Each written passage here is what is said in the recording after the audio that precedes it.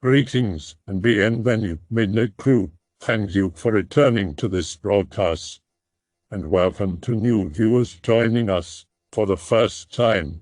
If you like a video, then feel free to subscribe. Tonight on Midnight Broadcast, we have stories from the paranormal board on Uboachan. An image board originally formed around the game, Yume Nikki. I usually attempt to have lucid dreams, so I am all day long doing things like, is this a dream? Whereas I stare into books, clocks and my hands to know if it is a dream. In a dream, the books looks like gibberish, and clocks are crazy as hell. If you see them, it is 2 p.m., and when you see it again, changes to 8:16 in some seconds, and your hands are the weirdest shit you'll ever see. Basically, I've been doing this during a month, until this night, when I actually realized I was dreaming. Oh, pretty good. Books are gibberish, there are no clocks, but I know it is a dream. The atmosphere, the air, I knew it was a dream. So, I came with the last trick, to see if it's true what I read. Oh, God, why have I done that? Why? Then it came. I was trapped, I was conscious, but I wasn't available to move a simple bit of me. 10 or 11 years ago, about like 8 or 7 years old. Sitting in rich childhood friend's amazing tree house, with other girls and my brother. Sitting in the bed, with the sheets covering my legs. We hear a faint buzzing. Gee, what's that? Lift up covers, and see some kind of white spotted fucking huge spider. Everyone shrieks and basically leaps down the ladder, and runs down the slide out of the treehouse. Never went into that treehouse again. How does a spider even fucking make noises like that? Also not sure if that counts, but why not have a little humor, eh? Here's another story though, much more recent and far less comedic. Entire family convinced aunt and uncle's house is haunted, mentioned in another thread. The ghost is a farmer named Mr. Summers, who counts his crops on our calculator and messes it up. Tyler leaves phone there to record any weird sounds for like 5 hours. It records things until the phone is dead. Several bumps that couldn't possibly be caused by Harley the cat are heard, cat's too skinny, and they were really heavy sounds. Haven't even analyzed the entire tape yet. I plan on getting it from him somehow. I know my brother didn't delete it, that'd be whack of him. I had something happen to me I call double sleep paralysis. It started after a long time spent awake, studying for chemistry finals. I had about 85 hours awake, and this of course was with the assistance of Adderall. My last test ended at 10:30 p.m. I was still shaking from the stimulants, so I went to the corner store and bought me 2 tall cans and cocktailed it with 4 milligrams of Xanax. A little bit more about the history behind this is necessary before I go further. I lived in 2 places. On the weekends, it was at my mother's house in a beautiful town up north. On weekdays, it was here, in this shithole of a city, but at least I had my girlfriend right down the street. My apartment, number 32, was set up exactly the same as room 32 from Silent Hill 4. And tonight, I was completely alone. I took the cocktail and by 2 o'clock managed to bring myself to sleep. I woke up at my mother's house in my bed. There was no environmental change whatsoever, like there usually is in dreams that take place in real locations. I stepped into this reality like I was truly waking up. I had forgotten all the events before, as though they were a dream that washed away. I had conversations with friends that I never really had. I sometimes still reference these to my friends, saying, I think I may have said this before, but, and of course it was something I remembered from the dream.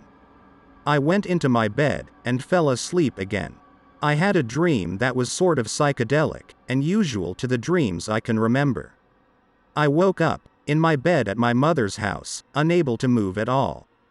I could feel the footsteps behind my wall, hearing the violent tones of the ones presumably treading through my hallway. A cloudy orb rose in the center of my room. Hallucinations started getting more intense, and the voices could have been coming from all sides of my bed by now. I took all the energy I had in me to flip my arm over, because I knew that for some reason, if I could feel the bedsheet with my palm, I would snap out. I forced my arm over, and let out a terrified scream, straight into my pillow at the apartment I was really at. I could barely breathe, and truly I feared for my life. I managed to flip myself onto my side, where I watched the clock pass for 25 minutes, terrified and unable to move. Be me. At my aunt's house. Having to sleep in basement with brother. I'm 12 and he is 15. Obviously can't sleep on a mattress on the floor in a scary basement with brother talking in his sleep. Brother is just muttering shit. I hear something move behind me. Obviously house settling. Thinks it's a ghost. Runs to the wall so have my back against something. Wrapped in a blanket. Light coming from the laundry room. Sits in the light since ghosts can't go into light obviously. Staring forward. Not really paying attention. Suddenly sees a man standing next to the bed. Holy shit, what the fuck? Man just standing there. Looks down at my brother. Brother is still talking in his sleep. Man still standing, doing nothing, just looking at him. Suddenly darts to the side. Runs through the TV. Gone. Room becomes increasingly cold only for a little while. Can't move, too spooked. Next morning tells my younger cousin. I get yelled at for scaring my cousin. Aunt suddenly asks what he looked like. Said he looked like a normal old man. Aunt instantly changes the subject. I tell my brother during the drive home. He says he had a bad dream about a man making him do heavy drugs. Never went back to that house again. My boyfriend talks in his sleep. He sleeps during the night, and I sleep during the day, so I often hear his sleep mumblings. Mostly they are funny, but sometimes they creep me out. Recently, I heard him mumbling and leaned over to try and hear better. He paused and then said clear as day, in an angry and urgent voice, "Where's my gun?" Then he was silent for the rest of the night. About a week later, I was sitting in his living room playing a video game while he was asleep, and all of a sudden he started yelling, "Come here," over and over again, in a terrified voice. He is not a person who is scared easily. I ran upstairs and opened his door. He was fine, he apologized, and I assumed he had been having a bad dream. I asked him what had been wrong and he said, the roof looked different. For some reason, that really freaked me out. Probably the creepiest thing that's ever happened to me was the one and only time I've heard voices. I was out back smoking a bowl. The weed had been vaporized already, but back then I was a huge pothead and wouldn't waste a crumb among the trees. I finished smoking and stood up. As soon as I stood up, an overwhelming sense of anxiety and panic was crushing me, and I started to hear them. They started quiet, with one voice that told me to go inside. I obeyed as if in a trance, but as I got closer, the voices multiplied and became louder, jeering and laughing amongst themselves at me for following their directions. By the time I reached the door, they were screaming. I managed to get inside, and as soon as I entered my house, they stopped. I've never heard of them again, but I also refuse to smoke weed that's been vaporized already now, and hardly do drugs at all anymore. One night when I was, I think, 8 years old, I decided to play hide and seek in the living room with my two siblings. Since our mom was in another room ironing, we could turn all the lights off without bothering anyone and make it more exciting by playing in the dark. Of course, we could still see the outlines of the furniture and find our way through the room once our eyes got accustomed to the darkness. So we play a few turns, and I have to be the seeker again. I wait for a few seconds, and start searching for my siblings.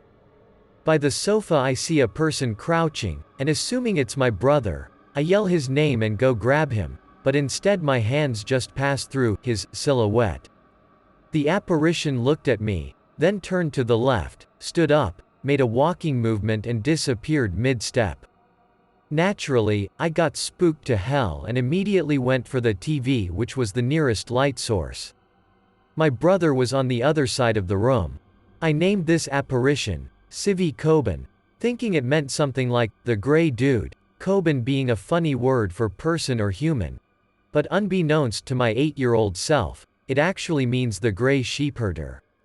So that's the story of my possibly imagined house ghost, the Grey Sheepherder. I'll post something that I once wrote for a friend when we were on a phase of sharing with each other real creepy stories that had happened to us. I've also told these events to other people and all of them complained of how uneasy it made them feel, especially the ones that know the cat in question. It's kind of funny to me since I'm already used to it. Sorry for the long text, and for any bad English. I wasn't able to sleep very well tonight. My dreams were too vivid, as if I hadn't fallen asleep at all, and the essence of detachment from senses, natural to dreams, wasn't there. It might have been due to the sleeping spray I take, but it hasn't ever done this before. I also remember that, before falling asleep, the cat acted weird, and this may have done so that my mind didn't felt safe enough to let itself fall completely unconscious. The cat sleeps in my room. I let him so as it is a better option than having him scratching at my door asking to be let in the whole night. Last night, while I was trying to fall asleep, he was lying next to me, his muzzle in my direction, and kept looking at something behind me and slightly over my head. I have nothing behind my bed but the wall. He looked calm and impassive, so I decided to just ignore him and closed my eyes. After a while, I opened them, and he was still looking at the same place, his eyes completely open and awake. I noticed the focus of his eyes changed, as if the object of his attention was moving, but when I looked up I saw nothing. No bugs, no dust, nor shadows. I moved a bit and his look aimed at me instead, but a few seconds later returned his attention to the wall behind me. As someone who saw Ju-on and other similar movies, this left me a bit restless, but it wasn't the first time he had done this, and sleeping in bed still felt like a better option than sleeping on the uncomfortable sofa in the living room, so I let myself stay in bed. This cat has always done strange things like this, especially at night, so I'm used to it. Another example of his strange behavior is that he refuses to sleep in my bedroom alone at night. He'll lay in the bed of any other room except mine. He'll stay there while I'm there too, but if I leave the bedroom, he will get up and move to one of the other rooms in the house, and once I come back to my room he leaves the place where he is and comes to mine. If all the rooms have their doors closed, except mine, he will just lay waiting for me in the corridor's floor. This only happens at night, as during the day he doesn't act like this. I wonder if he has gotten a weird habit of only sleeping in my room while I am there too. Wouldn't be too far-fetched, knowing how loyal and obedient he is, and as he insists in always following me around. But the weirdest story of his is one that used to happen a year ago, of something that lasted for a few weeks. A couple of spaced nights, I would wake up very early, around 3 or 4 hours in the morning, to a low but rasped growl, and when turning on the lamp on my nightstand I would see the cat very angry, with his back fur all up and breathing heavily, walking left and right in front of the room's door. I would get up and open the door for him, thinking he wanted to get out of the room, but he wouldn't leave, and instead would hesitantly stretch his neck out to the corridor and growl a bit lower. Eventually I would just tire of waiting, close the door and lay in bed again, and he would do also, though still keeping his eyes fixed on the door with uneasiness. I dismissed this events thinking the cat was just having nightmares and waking up from them anxious, and eventually would just tell him to be quiet, ignore the situation and return to my sleep. Then, one of those nights, I woke up hearing the same growl, turned on the lamp. The cat was hissing in front of the door as usual, and in the small space between the door and the floor, some shadows moving, as if someone was walking by my bedroom door. A horrible cold shiver went on me and it took some time till my mind realized what was actually happening. I got up and silently approached the door, opening it just enough to peek through the breach. I couldn't see anything. The corridor has no windows, and with the lights off it was completely black. Below me, the cat glanced through the breach too, and let out the highest maddening screech I've ever heard from him, and all I perceived was a shadow backing off and a creak of wooden floor as if something was going down the stairs. I didn't slept very well for the rest of that night. It is said that animals can see things we aren't able to perceive, and, if I recall correctly, the old Egyptians used to think cats were guardians of the netherworld, or that they served to ward off spirits. I think that the attitude of your cat of going only with you to your room at night is a sign that tells us he wants to protect you more than that it is actually scared of something there. Especially considering he seems to follow you more than wanting to sleep there only if you're there so he's not alone. Have you investigated what could be the source of all this strange events happening in your house?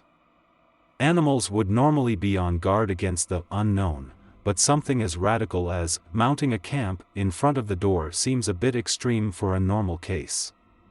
Of course, since you mentioned he's very loyal, it's a possibility he's overreacting out of concern. You mentioned that this is only one of those creepy stories. Do you have more? Also, can you share your friends' stories too? This was pretty interesting. I did discover what was happening during those nights, but purposely didn't wrote it in because I knew the mystery would haunt my friend more than if I just provided an explanation. The tales usually make a better story than the reasonable explanations for the strange events.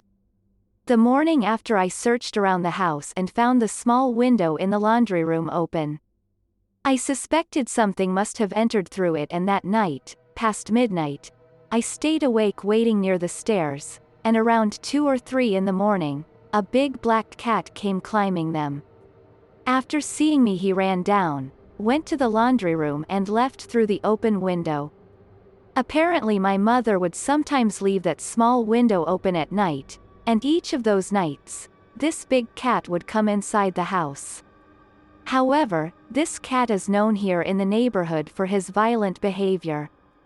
A big, aggressive cat that constantly attacks the other cats indiscriminately every day, and it has even killed many harmless cats here in the zone and tried attacking people. My family suspects he might be the one behind the sudden disappearance one night of my cat's brother.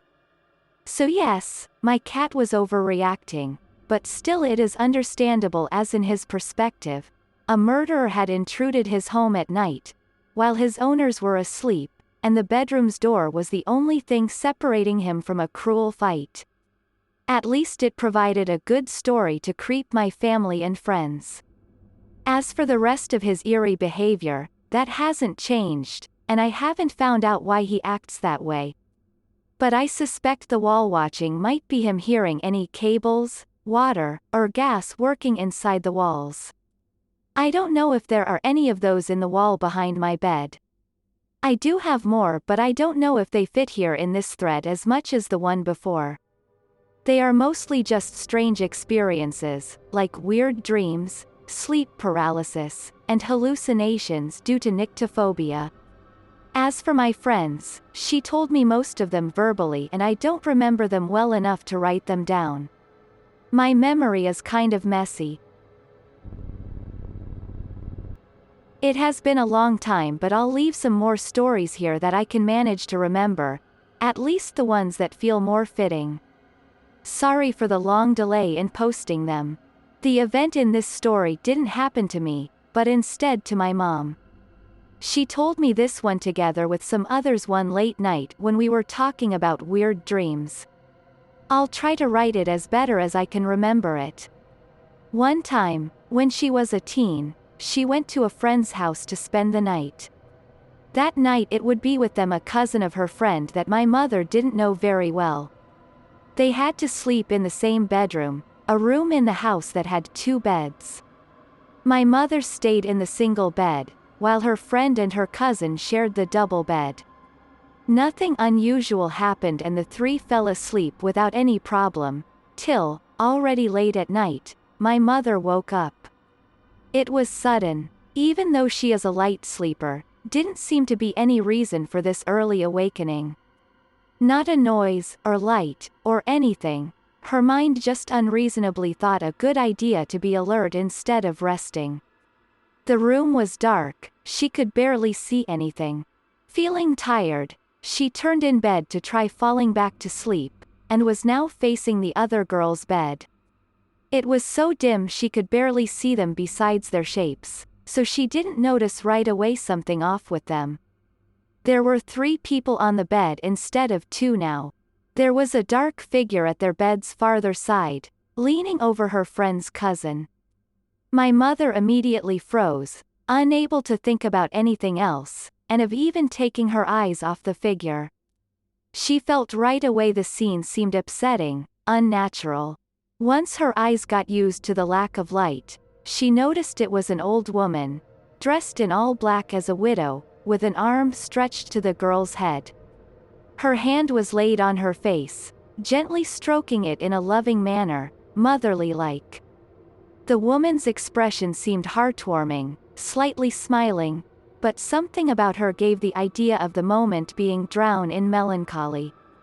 Then, in a very nonchalant way, the old woman raised her head and turned to face my mother. She just stayed immobile under the covers as the woman now lifted her hand and stood the index finger in front of her lips, as a shush sign to tell my mother to be quiet. Then, again in a calm manner, the old lady went back to caring for the cousin. It was then that my mother felt a rush that took her off the frozen state. She turned to the other side of the bed, covered herself completely with the sheets, and just forced her mind to forget what she saw and fall asleep again, while wishing for morning to come right away. She didn't manage to forget it, and at morning she decided it was best not to tell the other girls. That night, her friend received a call from her cousin. Her cousin's grandmother had passed away the night she was at her house. It was then that my mother told her friend what she saw that night, and the description she gave of the old woman matched the grandmother's. Though the scene was a heartwarming moment, my mother still feels chills remembering it. I didn't have much paranormal shit, but this happened to me. B15. 11 p.m. Riding on my shitty bike through the town. Enjoying fog. Suddenly an eerie feeling. See a small barricade sign on the left side of the road with a large red circle with white inside. Thing has orange reflective circles on side. Look like hands. Somewhat reminds me of a small person. Thing shakes like some video glitch. The fuck? Stop. Stare at it for 15 seconds. Nothing happens. Start moving forward. Moment I push the pedals. Thing waddles over the curb and someone's porch behind a wall to their door. Creep the fuck out. Man up. Slowly pedal to see behind the wall. Literally nothing. Scared. All the streetlights turn off. I start cycling it out of there. 5 seconds later they're back on. What the fuck? Didn't go out late for like a week after that. I hope that you enjoyed tonight's broadcast. If you enjoyed tonight's story, then please subscribe to the channel as more Greentexts will appear daily. A new broadcast will appear when the clock strikes midnight Central Time.